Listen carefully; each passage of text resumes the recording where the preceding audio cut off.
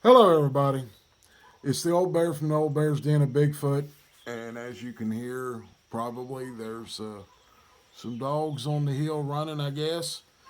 And we're sitting outside this afternoon out here on our front porch. And last night we gave a few accounts on Discord, which if you look in the comment section, it'll be posted for the Discord at a link to download it. You can come in on Saturday nights at 9 o'clock Eastern and sit back and listen, and you can ask questions. And you get to hear the account from me and from the ones that I trust out of the Bigfoot world, their opinions and everything like that. But I figured I'd come to you today, and I know everybody's been waiting for this for 2 weeks, and it's the account that my last video of about Breezewood, PA. This happened 20 years ago, and this is the brother-in-law's account, and it's approximately 30 miles or so from where the account of the brother and brother-in-law and their families on their dad's, the property their dad gave them. It happened with the Bigfoot that was come out underneath the light. So that's kind of a little bit of the start of where this came from. And I talked to this man 2 or 3 times on the telephone, talked to him specifically because I never got to go back up to Breezewood yet. So I figured I would find a way to get you the account, and I did so, and I hope you enjoy this. And I have my lovely, lovely bride of 12 years. It's July 9th when we're doing this video. It'll be out on the 10th, I believe. And I have my lovely bride sitting here beside me. Happy anniversary, baby. I love you. Well, I love you too, honey, and happy anniversary. So now you know Mrs. Bear is sitting here, and we're going to go into this and get started with it right now. And I appreciate y'all watching the videos, and I hope you enjoy them.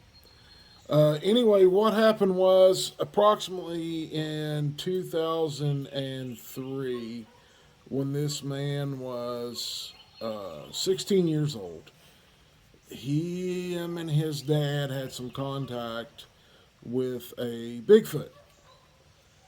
And it appears that Bigfoot was all alone. It was not with a clan. It was one of the ones that was evidently either kicked out of a clan in a nearby area, and it found this property that his dad owns.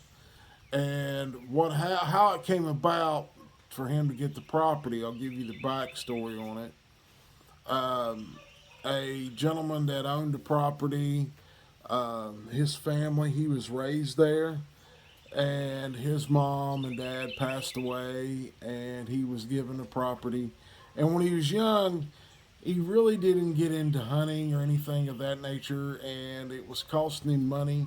And at the time, he really didn't have the money to pay the taxes or whatever was due on the property, and so he decided to sell it reluctantly. By the way, I mean that's where he was raised, but you know,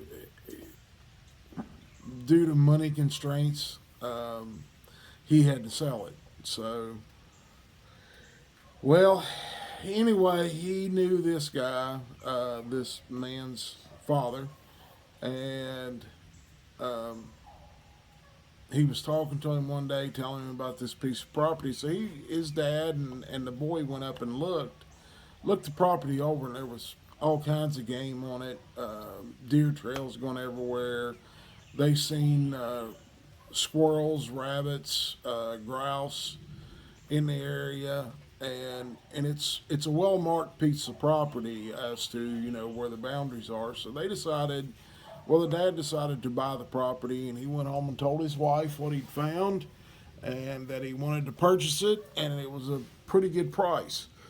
$5,000 for 130 acres. You can't get that lucky anymore. Usually it's $1,000 an acre, so it'd have been super expensive to buy that property. Uh, anyway, they purchased the property and they built a cabin on this property.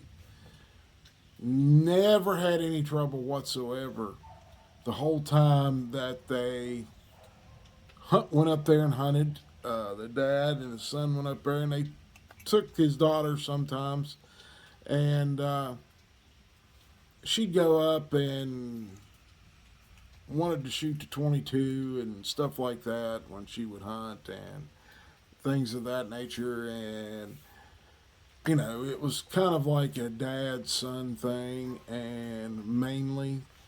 And at the time, the boy was 13, so 3 years go by, no trouble whatsoever, no structures, no nothing out of the ordinary.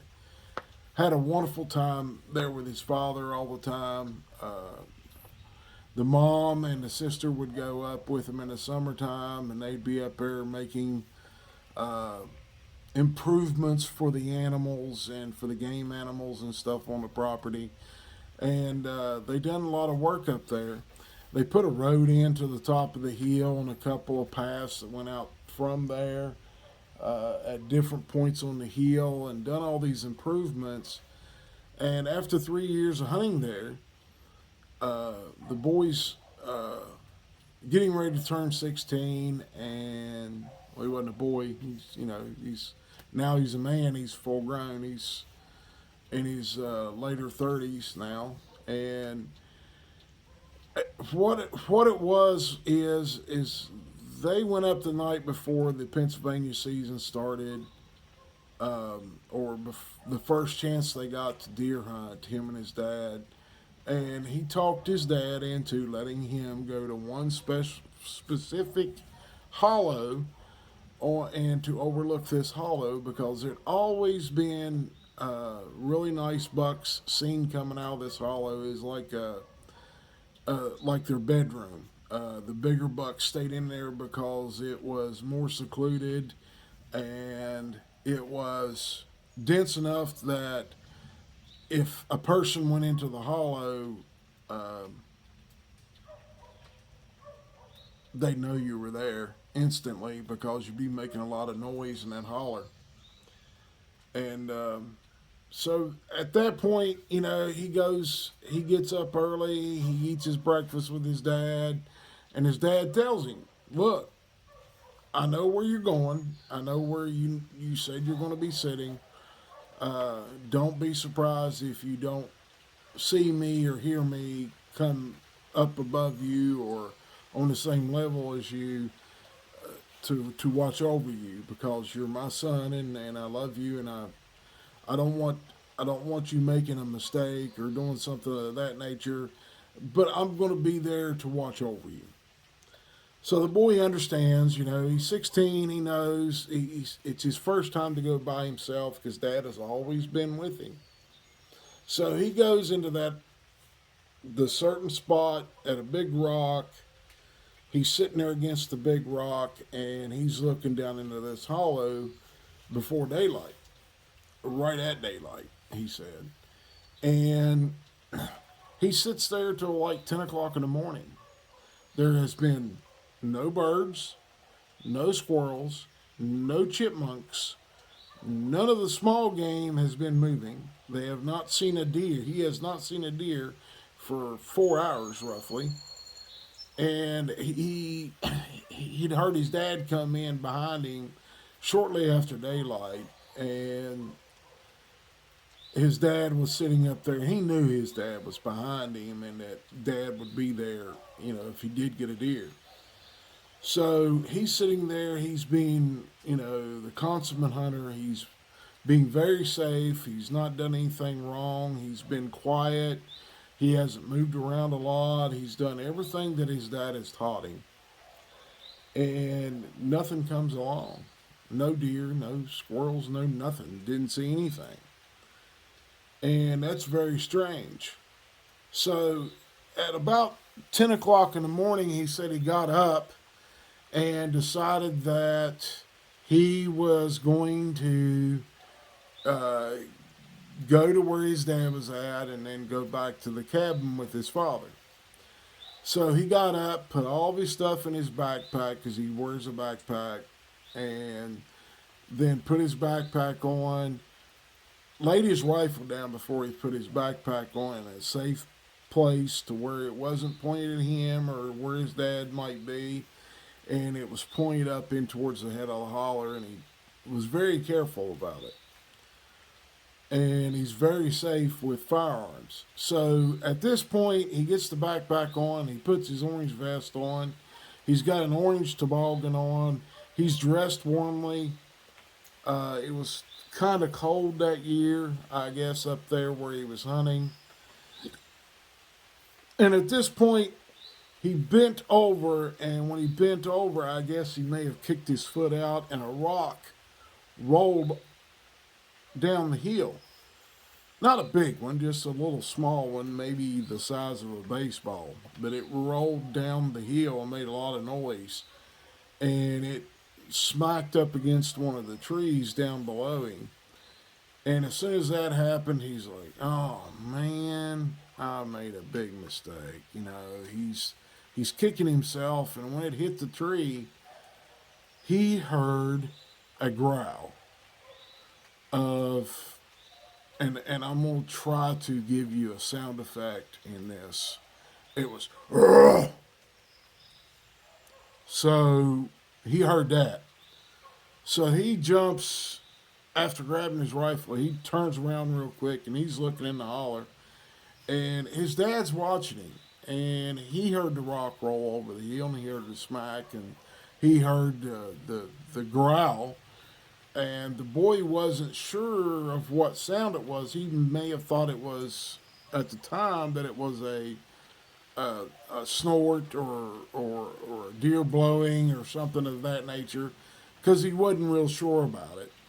So his dad sees him react, and he goes over the hill and goes down there where his son is. And he looks at his son and says, "Son, what is it? You heard the noise. What was it?"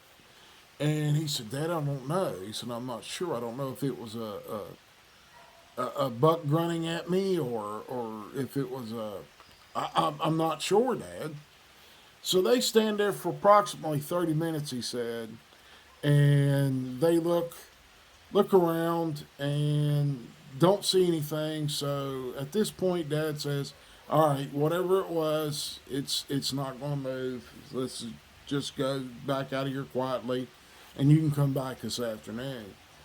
So Dad and him go back out to their little four-wheeler that they have, and they ride off the hill, and they go down and eat stew for dinner. They have beef stew. Mom fixed them a big thing of beef stew, and they brought it with them.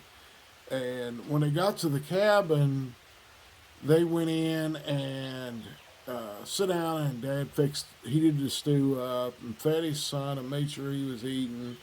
And after he ate, he was a little tired because he'd been up. You know,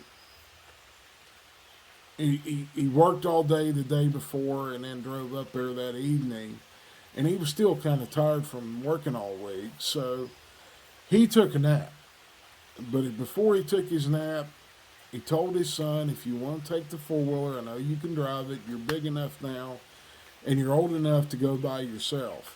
But I don't want you going very far from the cabin. Because if your gun goes off, I'm going to come looking for you and find out if you need help with a deer, if you wounded it or whatever. And the boy says, well, Dad, if I shoot, I'll come to you and I'll come get you on the floor so you don't have to walk up that steep hill.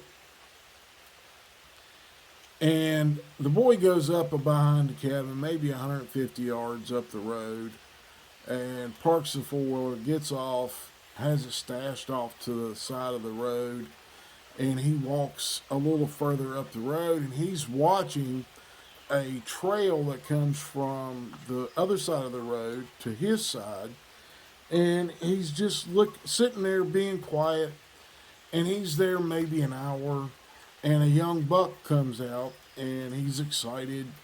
This will be his first deer that he's taken with the rifles, and first time hunting by himself, so he's pretty happy about this situation. And a deer comes out and presents a perfect broadside shot to him, and he shoots the deer. The deer drops. It doesn't go anywhere. He walks over and pulls his knife out, and he's going to make an incision on the deer to gut the deer, take all the intestines, the heart and lungs, and all that stuff out of the deer. And his knife is dull. So he got on, he knew right then he would need his dad's help. So he went back to the four-wheeler, which he wasn't maybe 50 feet or 60 feet from the four-wheeler. Unloaded his rifle, put the rifle away on the four-wheeler. And at that point, he got on it, started up, and rode over the hill to the cabin. He got to the cabin, he was all excited, and his dad had already heard the gun go off. So Dad's already got up, put his hunting clothes back on, and he's walking out the front door with his rifle. And says, okay, bud, I heard you shoot. Did you kill it, or is it wounded, or what? And he's questioning his son. He said, Dad, it dropped right to the ground and went over to it. There's blood there. The deer is not moving. It's not breathing. I'm sure it's dead. Okay. So they hop back on the four-wheeler after the boy goes over to the pickup and gets his other knife out of the pickup. And he puts it in his pocket and he goes with his dad. And at that point, they ride up the hill. Now, this may have been a total of 5 to 10 minutes when this happened. From the time he shot the deer till him and his dad got back up there. And when they got back up there, he said, Dad, it's laying right there on that little flat just right there above us, 50, 60 feet from us. It'll be laying there. They get up there and ride all the way up on the four-wheeler, and there's no deer. The boy is instantly, I say, dejected. He thinks, man, I know that deer was right here, and I shot it, and there's blood there. And Dad says, all right, there's blood. It's just probably, when you shot it, you probably knocked it down, and it didn't react because you were there, and it got up and walked off. Well, they're not finding a blood trail. And as much blood as poured out of this deer on the ground right there where it was laying, you would think there would be a blood trail. And Dad finds a drop on the side of the road where they parked, where the four-wheeler's sitting. And then he finds another drop in the wood line and finds, and for 30 minutes he's finding little tiny droplets of blood. No big blood path. So something's not adding up in the Dad's head. And they follow it and they go out through there a long ways and they don't find the deer. So, and the deer is going back to the holler where he was at that morning. And, or at least the blood trail is showing that's where it's going.